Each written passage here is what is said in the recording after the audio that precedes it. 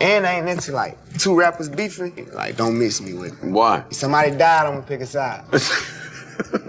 For real. If somebody died, I'm gonna pick a side. Other than that, don't mix me with that. I seen the outcomes of that. Like, I ain't with that. Hell no. Yo, let me tell you something right now. Lil Baby is being exposed, and I mean exposed, for allegedly abandoning Lil Durk and switching sides to NBA YoungBoy. And listen, this ain't just regular industry drama. This is about fake loyalty, about industry politics, and how rappers really move when it's convenient for them. So here's what we're doing today. We're breaking down why the whole culture is calling out these fake relationships. Because once you see the pattern, you can't unsee it. This is deeper than rap beef. This is about the soul of hip-hop, and what happens when money and power corrupt everything that used to be sacred. Let's get into it. Alright, let's rewind the clock. There was a time when Baby and YoungBoy were actually cool. Like, genuinely cool. We're talking 2018, 2019, 2020. These two were locked in. They made songs together. One Shot, Cross Me. And when you listen to those tracks, you could feel the chemistry. It wasn't forced. It wasn't manufactured for the cameras. It was real. You gotta understand, this wasn't some industry setup where labels threw two hot artists together for a quick buck. Nah, this was organic. They connected on a deeper level. Both of them were young, hungry, grinding in the streets, trying to make it out. They saw themselves in each other. Here's the psychology behind it, right? Both of them came from the trenches. They understood the struggle, the hustle, the survival mentality. When you're both coming up, grinding in the dirt, sleeping on couches, not knowing where your next meal is coming from, that bond hits different. It's authentic. It's not about business yet. It's about respect and shared pain. That's what made their friendship real in the beginning. They related through ambition, through the desire to escape their circumstances. That's powerful. That's the foundation of real loyalty. Or at least that's what we thought. But here's where it gets messy. That friendship, it broke down, and not because of them directly, but because of industry politics. See, YoungBoy's camp and OTF, that's Lil Durk's crew, they started beefing. Tensions were rising. Lines were being drawn in the sand. And when that happened, Lil Baby had to make a choice. Now think about that for a second. You got two friends, both of them your brothers, and they're on opposite sides of a war. What do? If you're a real one, you stay neutral. You try to be the bridge. You try to bring peace. But guess what Baby chose? Durk over YoungBoy. Just like that. No hesitation. No attempt at reconciliation. He picked a side, and that side wasn't YoungBoy. Now let me break this down for you because this is where the psychology gets real. In the beginning, when everyone's struggling, those bonds are real. Everybody's broke, everybody's hungry, loyalty is all you got. You're all in the same boat, fighting the same fight. There's no reason to be fake because nobody has anything to gain from each other yet. But once success hits, once the checks start rolling in and the fame kicks in, once you're flying private and sitting courtside at NBA games, that loyalty becomes strategic. It's not about who you really rock with, it's about who can help your career, who can open doors for you, who can get you on the right features, the right tours, the right business deals. Lil Baby probably told himself, this is the right business move. He justified it in his head. He probably said, Durk is more established. Durk has more industry connections. Durk is the safer bet. He rationalized it 6 ways from Sunday. But real talk? It was a betrayal. He just dressed it up like loyalty. He put a bow on it and called it being smart. But at the end of the day, he abandoned a friend when that friend needed solidarity the most. November 6th, 2020. That's the day everything changed. That's the day King Von was killed in Atlanta. Von got into it with Quando Rondo outside a hookah lounge, and Lil Tim, Quando's boy, shot him. Von died that night, gone, just like that. And listen, when blood gets spilled like that, neutrality becomes impossible. You gotta understand, this wasn't just rap beef anymore. This wasn't Twitter fingers or diss tracks. This was life or death. This was real street business bleeding into the industry. YoungBoy's side, which included Quando versus OTF. The streets don't let you sit on the fence when somebody dies. There's a code in the streets. When your brother falls, you pick a side. You stand for something or you fall for anything. That's when Lil Baby made his decision public. And it was a turning point that changed everything. Not just for him and YoungBoy, but for the entire culture watching. The death of King Von sent shockwaves through hip-hop. Von was beloved. He was talented. He was young. And his death wasn't just a loss for OTF. It became a rallying cry. It became a symbol, and everyone had to decide where they stood. Here's what Baby said, and I quote, "If somebody dies, I'm gonna pick a side." You can get like, and I ain't into like two rappers beefing. Like, I ain't into that. Like, I ain't like, don't mix me with it. Why? If somebody died, I'm gonna pick a side. For real. If somebody died, I'm gonna pick a side. Other than that, don't mix me with that shit. That makes sense. Yeah. I get it.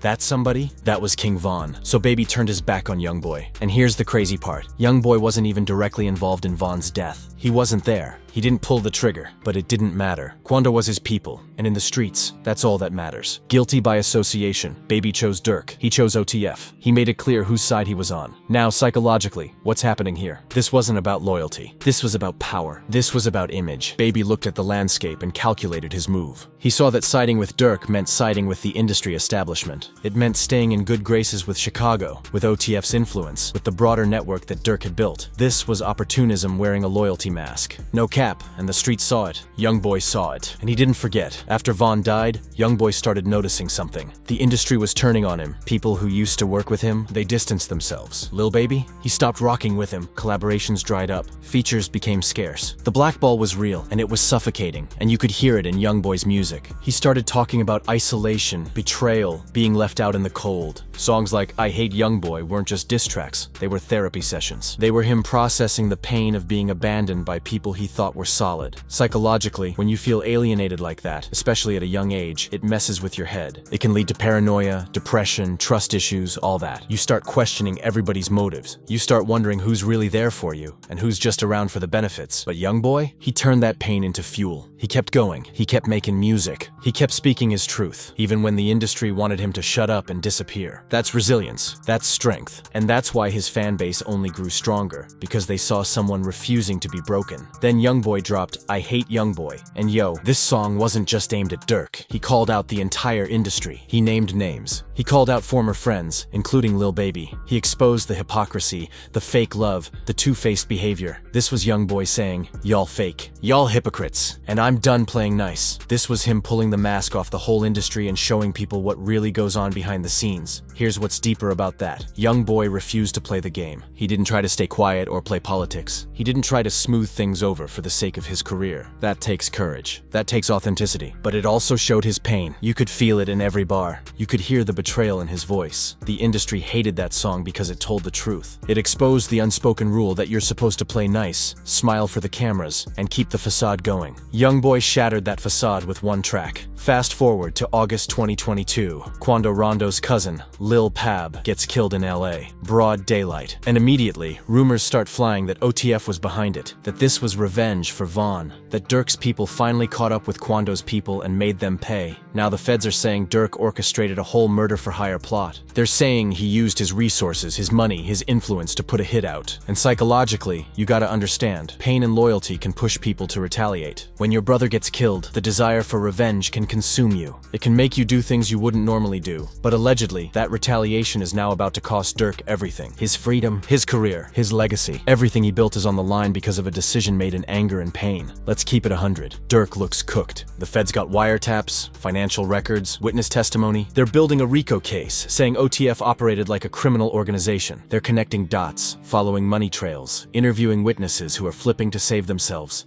And here's the thing, federal prosecutors have over a 90% conviction rate. When the feds come for you, they don't come unless they already have everything they need. They build their case for years before they move. That means if they're coming for you, they already got you. Dirk went from the top of the game to potentially facing life in prison. Think about that. One day you're on stage performing for thousands. The next day you're sitting in a cell wondering if you'll ever see freedom again. Mentally, that's gotta be crushing. That's a fall from grace that most people can't even comprehend. Now here's where it gets crazy. As Dirk's case gets worse, all these rappers who were riding with him, they're backing away. The same people who were dissing YoungBoy, who were posting OTF, who were claiming they'd ride for Dirk forever. Now they're liking YoungBoy's posts. They're sending peace signals. They're trying to distance themselves from OTF like it's radioactive. And guess who's one of them? Lil Baby. Psychologically, this is textbook. Loyalty in hip-hop is career-based. When it's good for your image, you're loyal. When your boy is on top, you ride with him. But when he's facing federal charges, when associating with him could hurt your brand, suddenly that loyalty disappears. You switch up.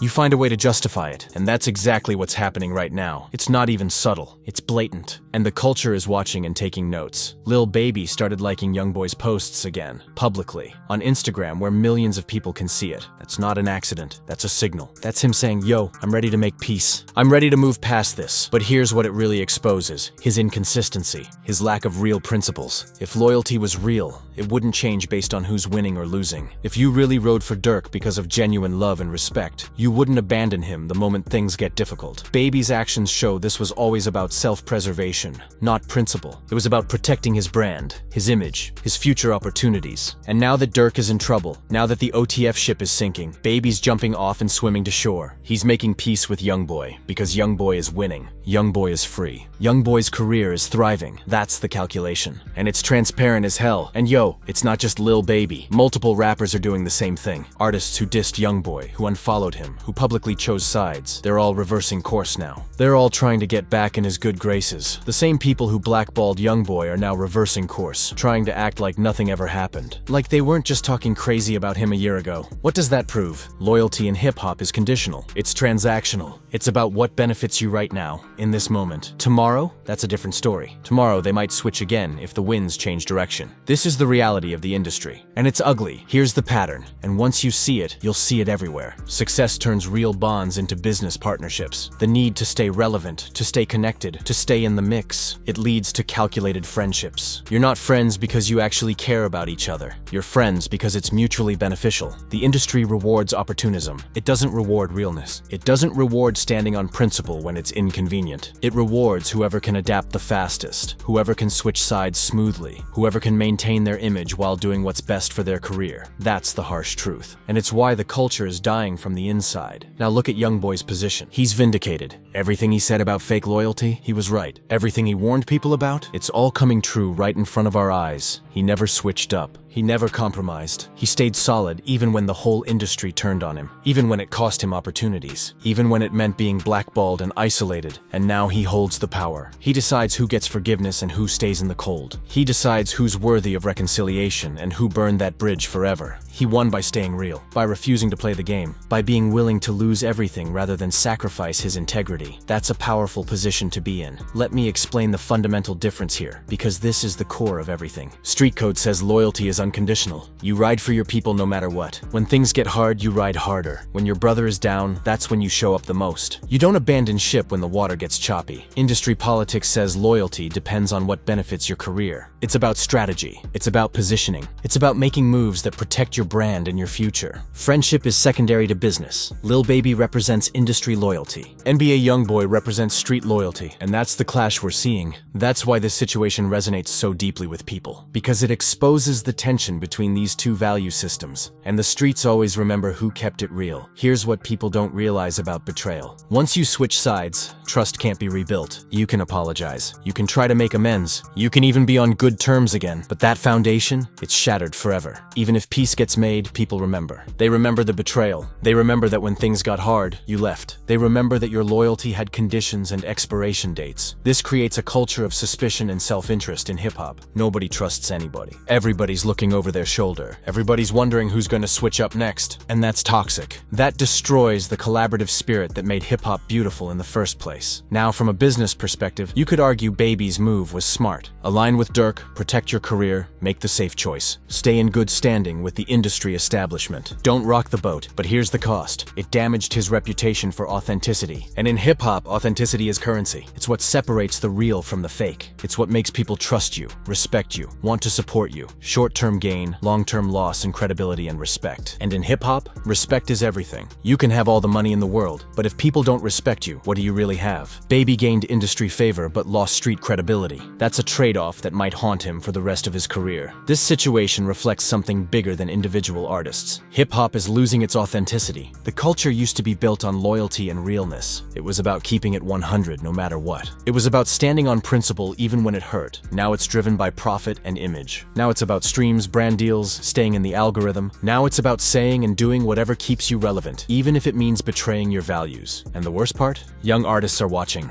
They're learning the wrong lesson. That loyalty doesn't matter. That switching up is acceptable if it helps your career. That principles are flexible and can be adjusted based on circumstances. That's how you kill a culture from the inside. This story isn't just about Lil Baby and NBA YoungBoy. It's about the death of loyalty in hip-hop. It's about how career over character has become the norm. It's about how we've normalized betrayal real and dressed it up as being smart or making business decisions. Baby's actions show how pervasive this mindset has become. And once you abandon realness for convenience, once you show that your loyalty can be bought or influenced, you can't buy that credibility back, ever. You can't reclaim authenticity once you've proven you never had it to begin with. So here's the final word. Lil Baby's alleged switch-up exposes the truth about fake relationships in rap. It pulls back the curtain on how the industry really operates. It shows us that the bonds we thought were sacred are really just business arrangements that can dissolve the moment they're no longer convenient. The culture is watching, the streets are taking notes, and real recognizes real, while fake always gets exposed. Eventually, this is bigger than beef. This is about the soul of hip-hop and whether we're going to let it be corrupted completely, or whether we're going to hold people accountable and demand better. Remember that. And remember who stood solid when it mattered.